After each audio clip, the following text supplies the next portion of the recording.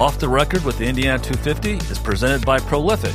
When what worked stops working, I point purpose-driven leaders to Prolific, the growth firm. They turn plans into results with full-service marketing and strategy focused on outcomes, not vanity metrics. Head to prolifichq.com to learn more. Every person has something to offer you. Don't ever think you've crossed paths with people by accident. But everybody has weaknesses. So your job is to discern the strengths, take them as your own, and leave the weaknesses. And pretty soon, you have 10 of the best people's strengths. That's you.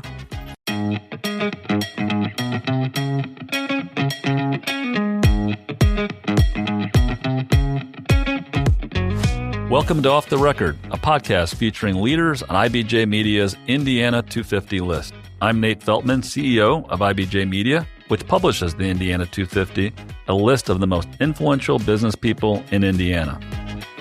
Welcome to Off the Record, a podcast featuring IBJ Media's Indiana 250 list. I'm Nate Feltman, CEO of IBJ Media, which publishes the Indiana 250, a list of the most influential business people in the state. Today, I'm joined by Chuck Goodrich, who recently was appointed by Governor Braun as Indiana's Secretary of Commerce. Chuck is the owner and CEO of Gaylor Electric and a former state lawmaker representing Noblesville. In June, Governor Mike Braun announced that Chuck would lead Indiana's economic development efforts, replacing Dave Adams, who resigned to serve as the governor's advisor on a statewide life sciences initiative. Chuck is very well suited to lead economic development for the state. He's a native Hoosier who grew up in the small town of Roann, just east of Fort Wayne. He attended Vincennes University and then transferred to Purdue, graduating with a degree in building construction management. While studying at Purdue, Chuck interned at Gaylor Electric in the summers of 1991 and 1992.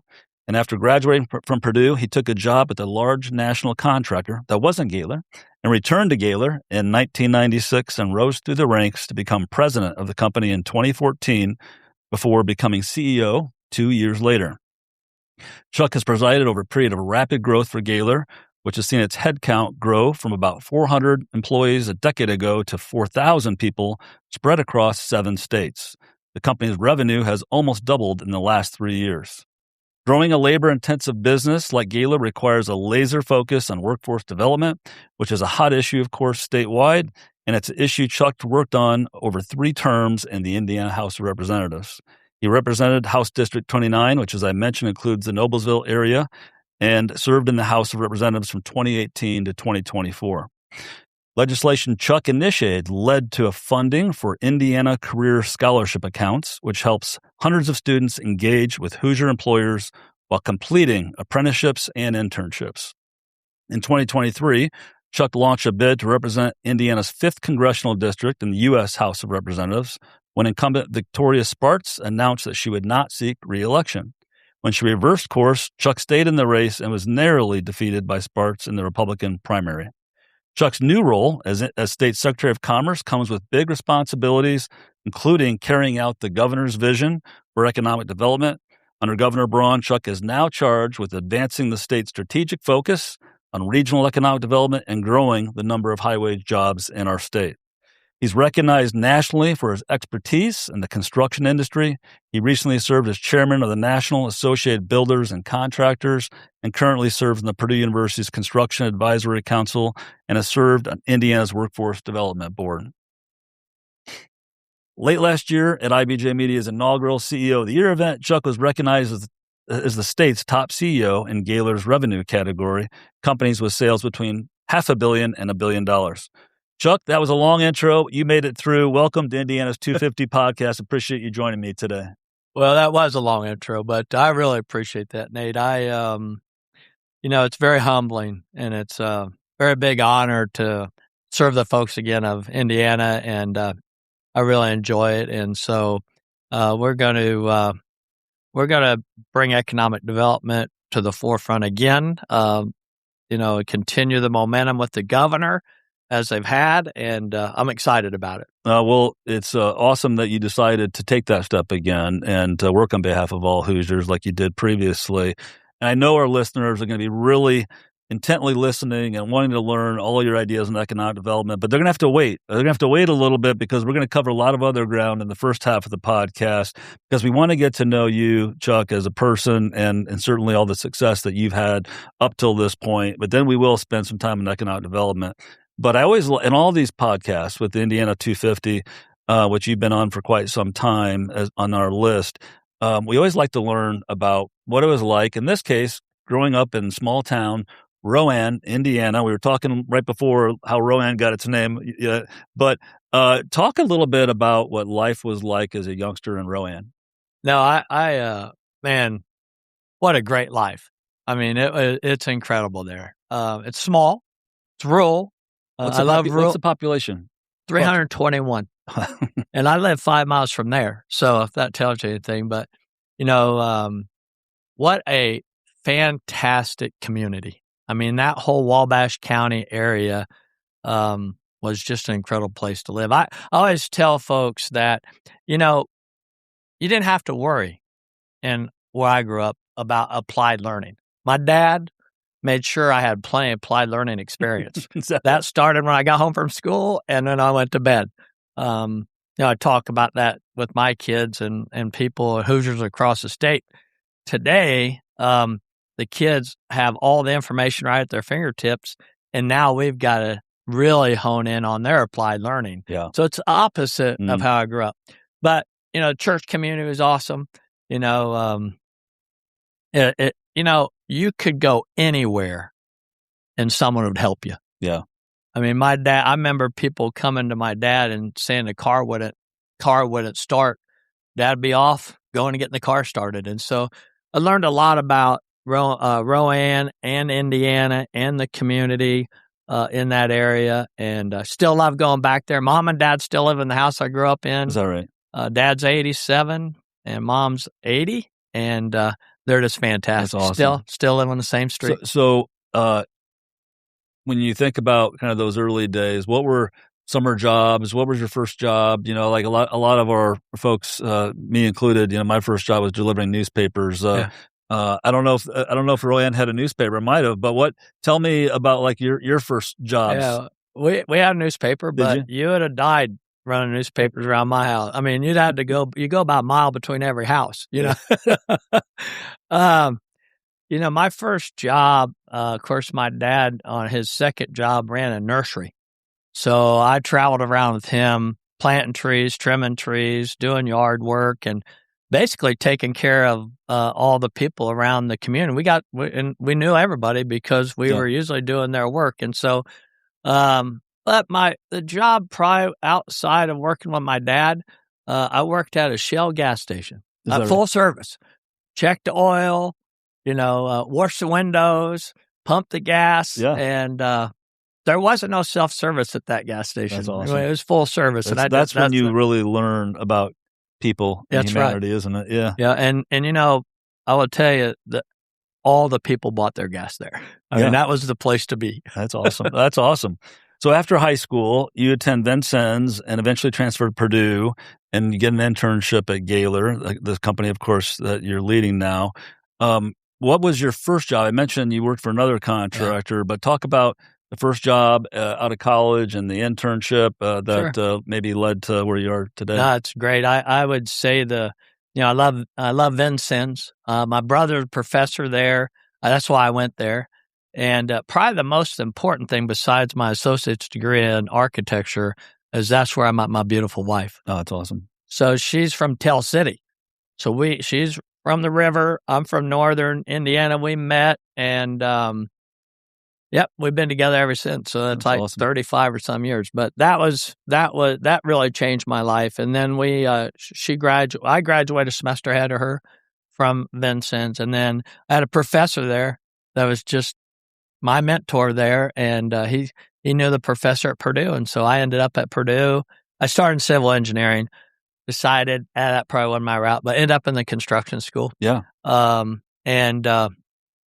that changed my life forever. And you graduated from Purdue. I graduated from Purdue in 1993 in construction management. But in 91, we were actually raising money for Associated Builders and Contractors to go compete in a national competition And, college kids, we didn't have any money. And so we were having a golf outing. And I was sitting in the golf cart, and I was nervous because you don't know who you're playing with. And down sits John Gaylor. Oh, is that right? Yeah. And John Gaylor hired me on the 9th hole as an intern. And I remember this like it was yesterday because, we didn't really have cell phones. So Right. when I got back to the apartment where I stayed and go to college, called my dad, and I'm like, "Hey, I got a job." And he's like, "Thank God you got a job. That's good. That's good. Now you're making progress." And he's like, "What are you going to do?" I said, "I'm going to go work for an electrical contractor." And so he said, "You know anything about electrical work?" I said, "Nope, don't know anything right now, but I guarantee I will."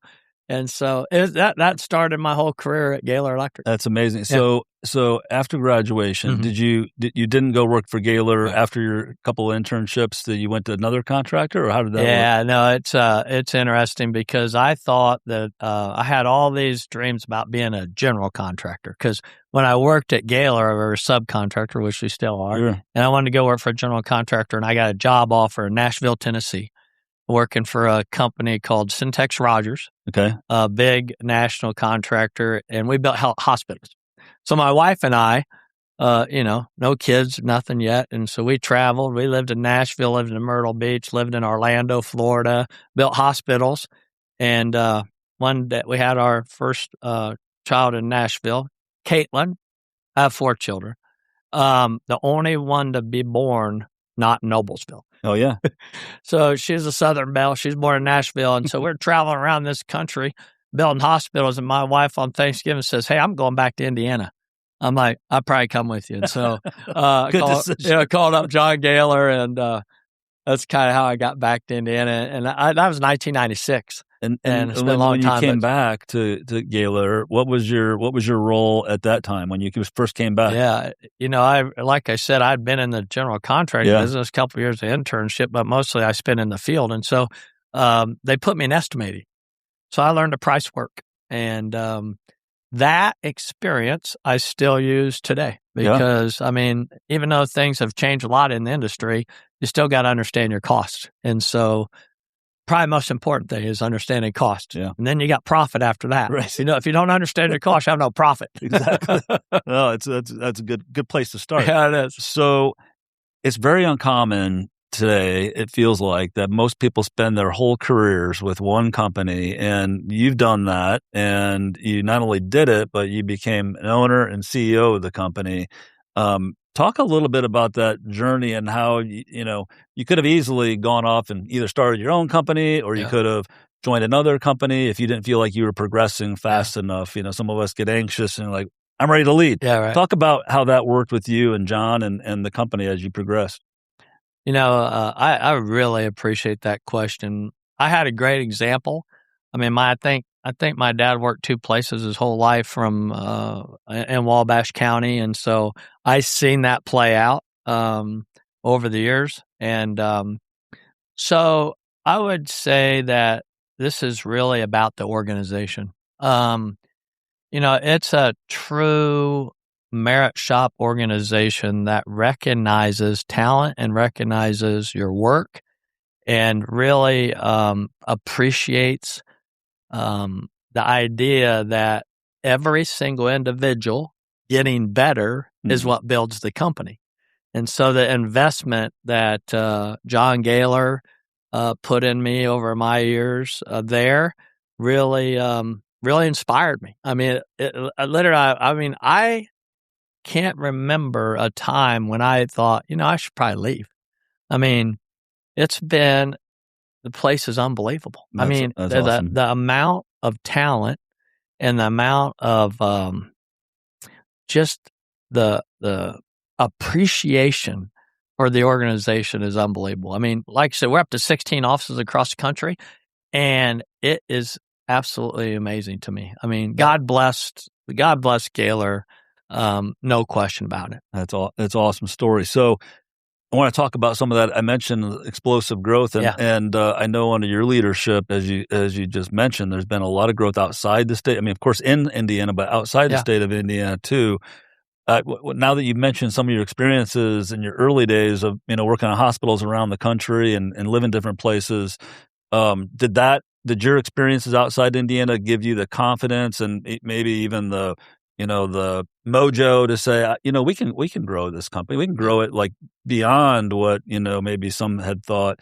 We can go to other markets. We can compete. Talk about how you thought about growth and given kind of the most recent explosive growth, like how did you prepare the company and get to that point? Yeah, that's a great story because we were, our focus has been in Indiana. I mean, we have 7 offices here. I mean, we go from Louisville, from Sellersburg to South Bend. Mm-hmm. I mean, we cover the whole entire gamut. And one thing I learned is it's pretty tough to acquire companies. When you acquire a company, as you know, you get the good and you get the bad. Absolutely. And so we just decided we're going to do it organically. We're going to go to areas that our customers want us. We're going to get a job, and then we'll decide if we want an office there. And so it's really been fun. It's an experiment. Started in 1984, and we continue to experiment today with it, and it's been great. The biggest growth in our industry, I mean, not just Gaylor, but in the idea of electrical, has been this innovation, production, manufacturing. Mm-hmm. We have 4 innovation production shops now. Technology finally caught up with the industry, and the tolerances are so good now that you can actually build a lot of this stuff right in your shops and take it to the job and assemble it. So it takes the schedule down. It creates unbelievable training grounds for our people, provides huge opportunities. And if you had ever said I'd have 100 welders working at Gaylor, I would be like, really? I would have never thought that 10 years ago. But, that's what's been, we have such an entrepreneur spirit at Gaylor that, it's changed the world. So it's interesting you said that. And I had the good fortune a year or 2 ago to come visit you and see what you're talking about. And it's really cool. But what you're describing is a lot of the work, no matter where the job is. That's what my question is, like, you can build a lot of it and pre-build a lot of things, at your facilities here in Indiana, and then take them. Am I thinking of that right? Yeah, you can right. take some of these modules and some of the hard work can be done in Indiana and then move to wherever the site is. Yeah, wherever the site is. And, we spaced them out logistically. So, we have them in other major places too, so we can support all 16 offices. But the thing that is this, it's been unbelievable to watch high schoolers come in and build America. Yep. They just, we just finished. We had 212 interns this year. 212. That's amazing. I mean, it's incredible. Yeah. Well, I have a special place in my heart for interns. Yeah, I know you do. I know.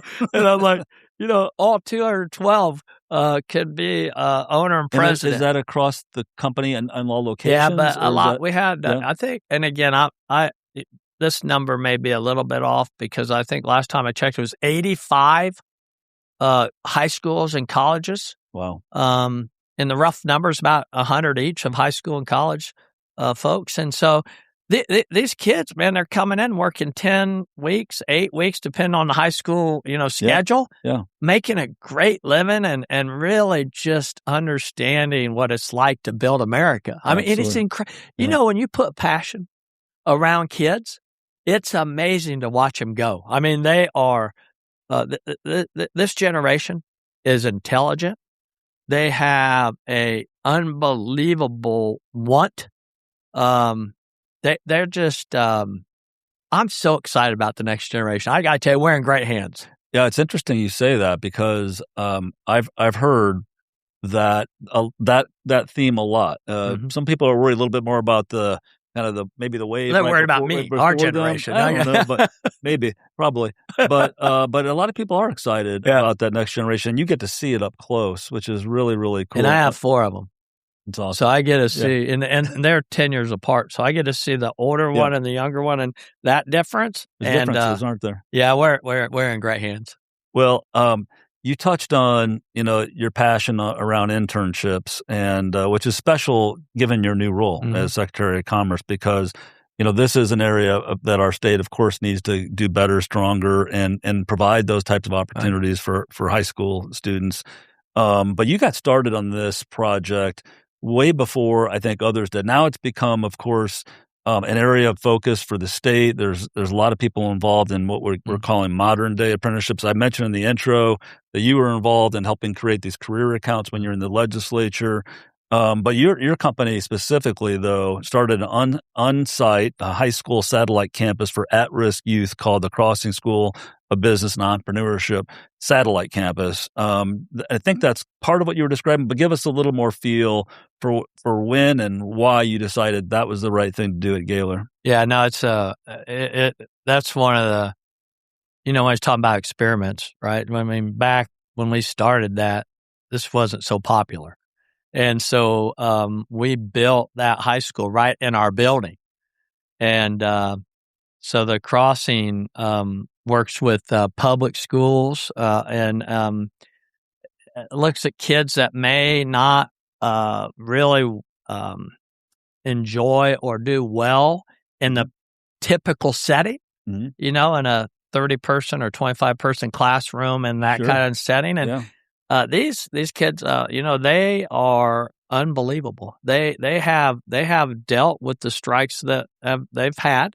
They are diligent. They are ruthless when it comes to getting graduated. We make sure they get graduated. But most importantly, they represent the heart and soul of the American dream. And of course, for me, the reason I do what I do is to provide opportunity for people. I got an opportunity that I don't know how in the world it happened, how John Gaylor ends up at a golf course and my golf, that's just God thing, right? Yeah. And so these kids, they do STEM. They do all their STEM there in the mornings and afternoons, depending on what their class is, because we alternate on the floor. And they have great teachers, man. These teachers love these kids, and they're still all around. They've been graduating, and they come to work at Gaylor, and they're out in the job. They're in our office. They're running virtual design. They're installing electrical work, and it's so exciting to watch them because once you give them this hope, they start to see this education, why it exists. And they get graduated, and we do signings. We put them up in front and give them a football jersey that says the year they're hired. And I love their stories. Awesome. Folks that have a story, it just matters. I mean, it just matters to the other people. And so they've overcome really big challenges. And I'm most excited about that school because at the end of the day, we're providing kids that may have not had an opportunity of any sort. And, it's awesome. What you just described and your passion around it is why I know you're going to do a great job in your new role as Secretary of Commerce. It's exciting. We're going to turn to more of that very soon. Sure. Chuck Goodrich, when we return to Off the Record podcast presented by Prolific. Stay with us. Most organizations hit a point where growth stalls. The message blends in, the site stops converting, the pipeline softens. That's when I tell leaders about Prolific, the growth firm for purpose-driven leaders. Through full-service marketing and strategy, they clarify the story, rebuild your go-to-market, and drive sales. Most importantly, Prolific holds itself accountable to the metrics that matter to you. If you're ready for your next growth stage, learn more about Prolific at prolifichq.com. Welcome back to Off the Record podcast. I'm Nate Feltman, CEO of IBJ Media, and I'm talking today with Chuck Goodrich, the state's new Secretary of Commerce, who also serves as CEO of Gaylor Electric. Well, Chuck, right before the break, we were talking about workforce issues, and your passion is coming through, which I love because I know it's going to play into your new job. But I'm curious, on the workforce side, which you, of course, have seen firsthand and been very instrumental in at Gaylor, talk about how if it did, how your experiences at Gaylor played into your decision to decide to run as state representative and serve, the state and serve your home area in the Indiana State Legislature. Yeah, it absolutely was the reason. When I I don't know if there's too many 6-year state legislators that volunteer all 6 years to be on education committee, right? And that was the reason. I mean, the rest of it, I served where the speaker put me, but education is where I really wanted to be, and the reason is because this applied learning is everything. Like I said, these kids are so talented and so intelligent. They just need application. And so that's what we did in Indiana. That's why we're leading the country on this idea, because Indiana has a diploma that works for the student. Mm-hmm. And I just a small part of that over 6 years. Yeah. And, this application, I give you, there's just all kinds of examples of this, but like an apprenticeship. Okay, let's get past high school even. At Gaylor, you go to the apprenticeship school for 4 years. Vincennes partnered with Associated Builders and Contractors, and you can get your associate's degree along with your apprenticeship with just 3 classes. Yeah. So we've credited not only in higher ed, but in high school this application. And I truly believe that's why we'll continue to lead the United States in this idea of really putting kids in applied learning. Yeah, that's awesome. So you had the 6 years experience in the state legislature. You decided to put your hat in the ring and run for U.S. Congress, and thought you had a path without the incumbent, and all of a sudden the incumbent decides that she's going to stay in or come back in. But after that experience, how do you look at politics differently? Do you have any less interest? How do you, that was, I'm sure, an intense experience. Talk a little bit about that. I would say this, it was a tough but great experience. I met so many people, 300 events in like 14 months. I learned a lot. I mean, at the end of the day, Congressman Sparks, we both believe in conservative fiscal spending and policy. I don't know if I would put my hat in the ring if there was an incumbent. But that was a couple years ago, and that experience just plays into today. Absolutely. Well, I always think this. I don't know why things happen to me, but God does. And it's been so amazing to watch. If I look back on the experience that I've had, I'm like, wow, I don't recognize it sometimes, but 5 years later, I'm like, yep, that's why that happened. Yeah. And so, we went to Congress, and I didn't win, and I got to tell you that they take some serious. That's a tough place to live in DC, and so maybe that's why I'm not there. Absolutely. Well, I'm with you that things happen for a reason, and you may not be sitting in your current new role, right. But for that, who knows? You're right. So, I wanted and finally now turn to your new role as Indiana Secretary of Commerce. 6 days. You're 6 days in, so you're a lot of a good experience already. But when you look back, because you were in the legislature, you're in and around economic development. Because if you care about education, it's part and parcel of economic development, which I know you do, and spend a lot of time on that effort. As you look back at the last administration, now of course you're appointed by Governor Braun. How do you see the strategies? Are they the same, similar? Are they different today? Talk a little bit about kind of where you see things going, and maybe where they've been before when you were involved at the state legislature. I very much appreciate that question, because people ask me that, and I'm very honored that Governor Braun would ask me and think the qualifications to do this job, and so I had to get over that first, like you, right? Yeah. You've done this job, so I appreciate your service to Indiana. Thank you. But the governor has been very clear that what we're going to do is we're going to go after high wage, high demand jobs.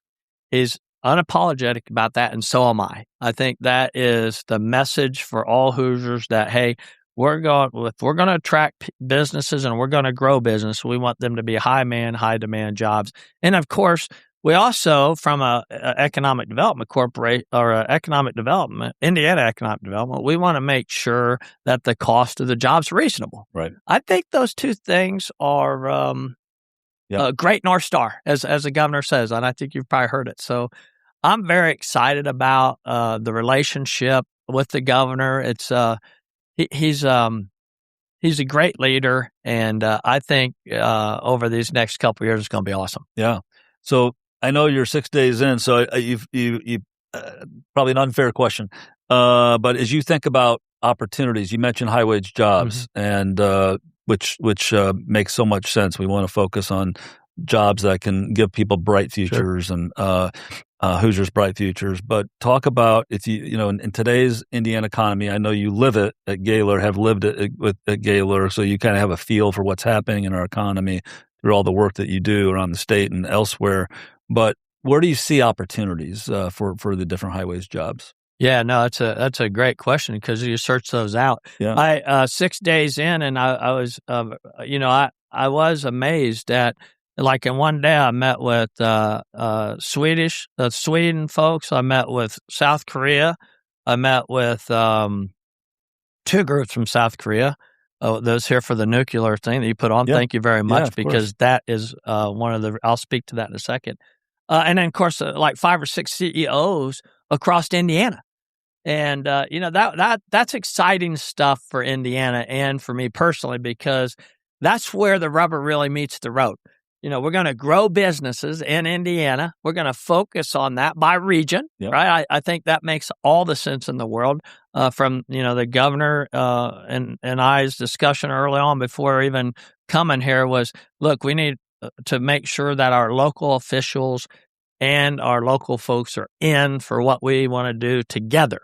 Let's build the Indiana community together. We've got the regions, but, opportunities. I mean, this idea of how we generate power is a really big deal. And Secretary of Energy is doing a great job. And I don't know if you've had her on here, but I recommend it. Yeah, I have. Okay, good. And so, this idea of how we bring clean and reliant power is a big deal. Yeah. And so I think there's huge opportunities there. I think the nuclear is starting to come around. We're going to see investment in Indiana. We're going to see investment because we have a great grid, but we need to add more production to it. Right. And so I see good in Indiana. That is a big part of the expansion. Of course, manufacturing, advanced manufacturing is a great industry here. I mean, you look, we got the work ethic, we got the people, we got the companies. The expansion is going to be great in advanced manufacturing and how we go to market. I was in a meeting that this week talking about how they're going to production like is almost 100 times faster than they are currently, which I just thought was, for me, I'm like, whoa, 100 times faster. And so that advanced manufacturing is going to be awesome. Of course, I love the idea of industrial.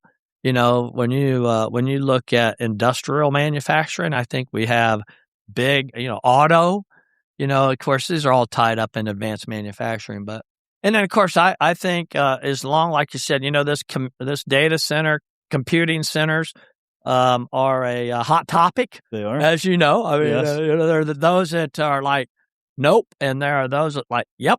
And so, we've got a great model of how that's going to work in Indiana.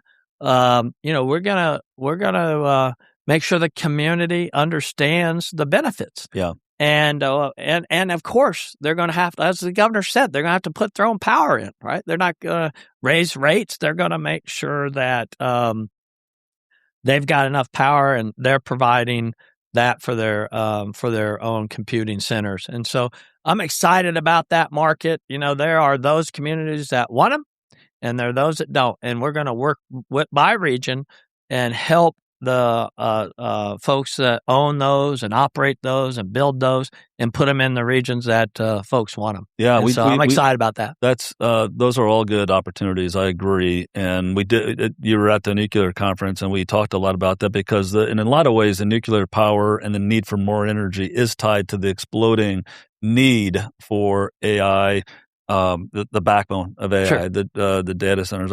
I feel like the data centers are getting a bad name. The funny thing is, we had data centers for years, and all of a sudden now they're getting a bad name. But the one thing that you're touching on is I sometimes get the feeling that it goes beyond data centers. That in some corners we're almost becoming a little anti-growth, and that is always fierce. That's fearful to me when I think about our future, the state's future. And it's not just Indiana. This is happening around the country. But of course, we all live here in Indiana. We want to see Indiana do well. As you think about your responsibility as our state's economic development leader, how do you think about trying to at least help Hoosiers understand that being open to growth, being open to new opportunity, sometimes it is a bit of a hassle. Like when someone starts a construction site across from your home, of course, that's inconvenience, right? But at the same time, how do we convince Hoosiers that, hey, growth is important too? We want your kids to stay in Indiana. No, it's a great, we have to. Yeah. I mean, I think about the biopharmacy, ag. I think about semiconductors, right? I mean, wow, what opportunity we have in Indiana with biomedical, pharmaceutical, with the semiconductors, and of course, there may be some inconvenience. I understand that, like you just brought up, but again, I think we have to message. What's really come out of this that I think is really neat and really a great place for Indiana to be is the folks that are building the plants, the folks that are going to run them. They want to be great neighbors. They want to be community partners. I mean, I literally like I said, I'm 6 days in. I've been sitting with folks for 6 straight days about this kind of stuff, and they all come in talking about what they can do for their communities, what they can do for the local schools, what they're going to do for local roads and infrastructure, water, those kind of things. The computing centers have actually already almost solved the water issue by using, closed loop systems. And so they're getting it. And Indiana wants to be their partner. Man, we're open for business, and we're going to put these places where people want them. But what's really neat is they want to be great neighbors. That's what they talk about. I mean, at the nuclear thing, and by the way, that thing was fantastic. Good, thank you. I thought the whole discussion around Rockport was awesome because that area loves that plant. They love that whole place because it's the community. And so I think it sends a clear message that Indiana is ready and open for your business and for you to grow.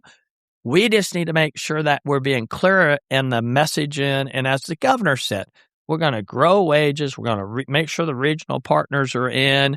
We're going to keep our costs down per job. We're going to do all that stuff as a state that's very conservative, especially fiscally. And we're going to grow. Yeah.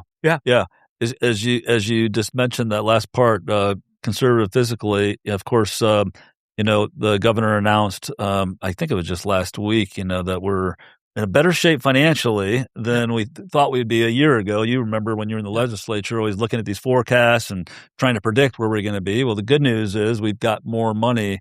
You got any early designs on some requests for your former colleagues in the legislature? I talked to the legislature now. I look at them. The budgets were, they were cut over last year, right. We have projections, and projections are tough, just like your business. Right. you project you're going to do this much and you end up doing this much or this much, and both of them are hard, Yes, right? Yeah, exactly. And so it happens in business, it happens in families, and they're, unexpenses they didn't really, unintended expenses they didn't know about. Yeah. And so, I think the state has done a really great job of managing the cost, because it was really concerning, those original forecasts. And so, the idea of growing and retaining talent, growing businesses, and growing Indiana.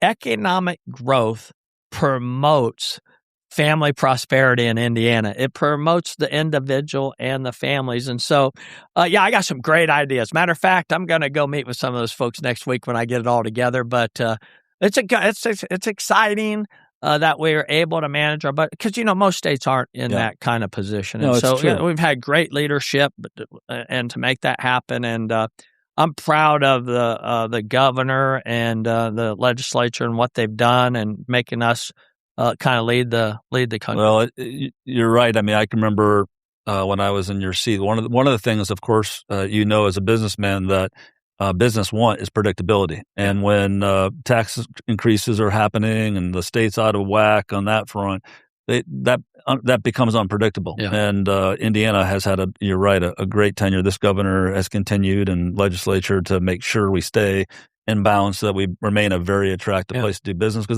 that matters for the long term. Companies are wanting to figure out where they can be, not just in the next year, but the next 25, 40, 50 years, right?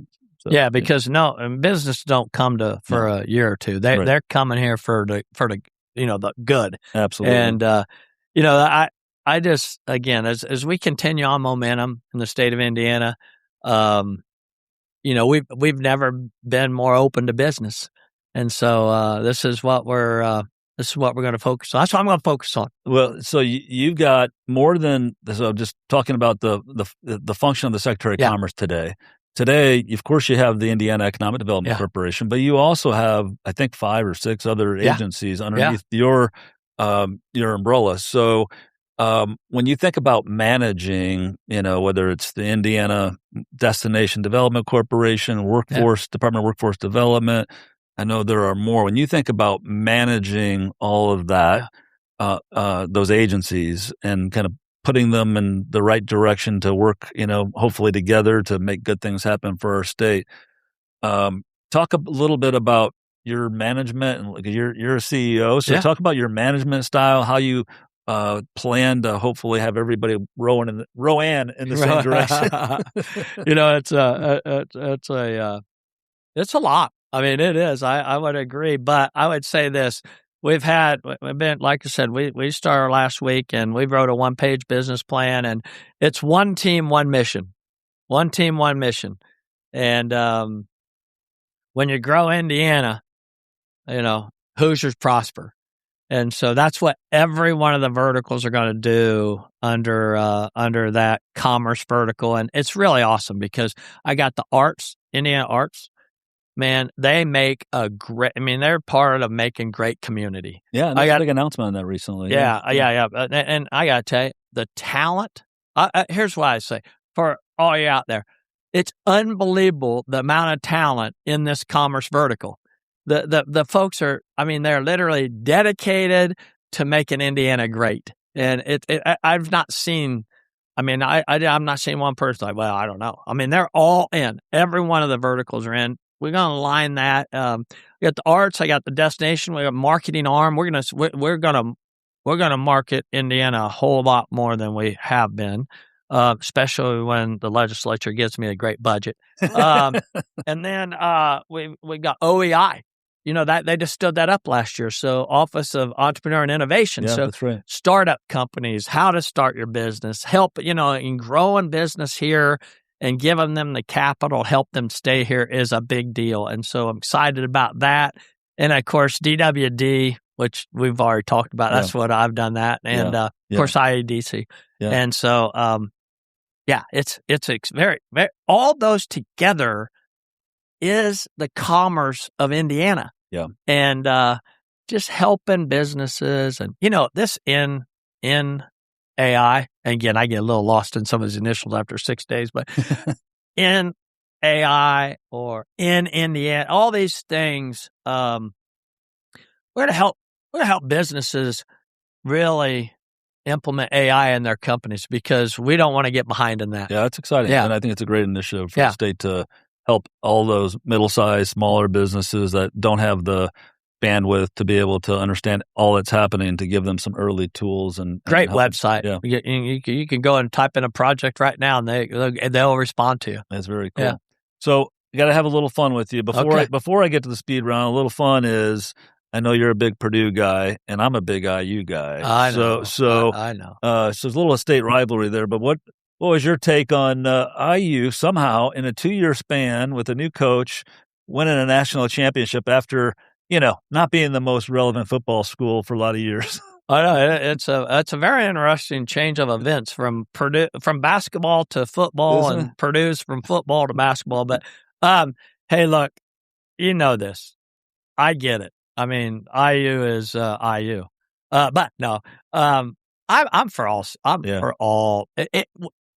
The more Indiana can do better, the better every Hoosier is. And so, I wouldn't say publicly. I would say, "Oh, go Hoosiers!" Yeah. But inside, I'm like, "Well, if someone's got to win it, might as well be from Indiana, right?"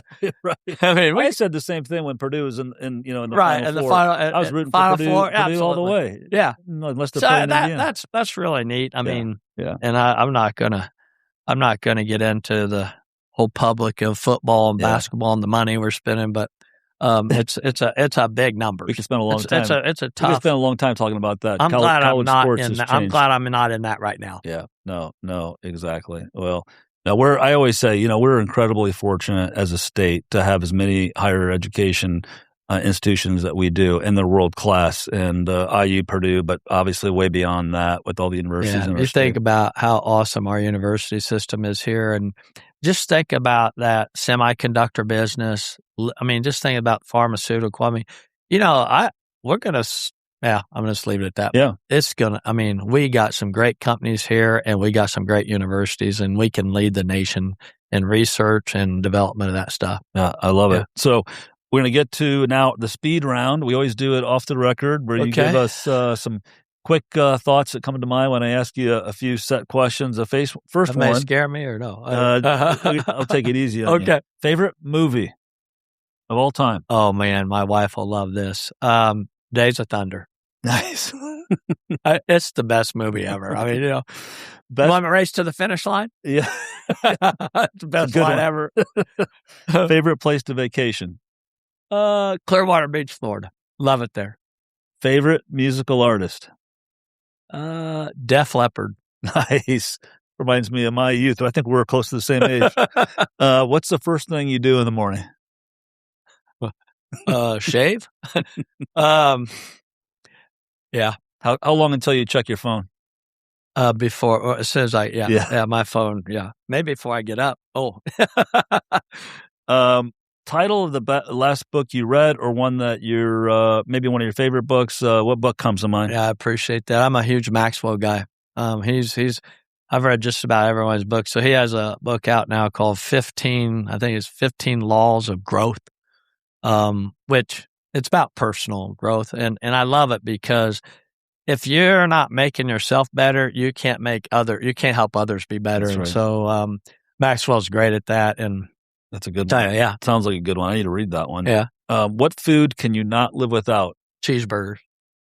Get a favorite spot? I love cheeseburgers. Yeah. Man. Doesn't matter. My wife laughs at me. Yeah. I'm like, cheeseburger. She's like, really? I'm like, yeah, cheeseburger. Jalapenos. Love them. That sounds good. Best advice you ever received? Well, I repeat this advice to all young folks that I talk to. So the best advice I ever received, and there's a lot. I've had so many unbelievable mentors in my lifetime. It's been unbelievable. People that have poured into me to make me who I am. But I always tell them this. Go to your work, put your head down, work your butt off for 10 years, pick your head up, and you're going to be amazed at where you're at. I like it. Yeah. I like it.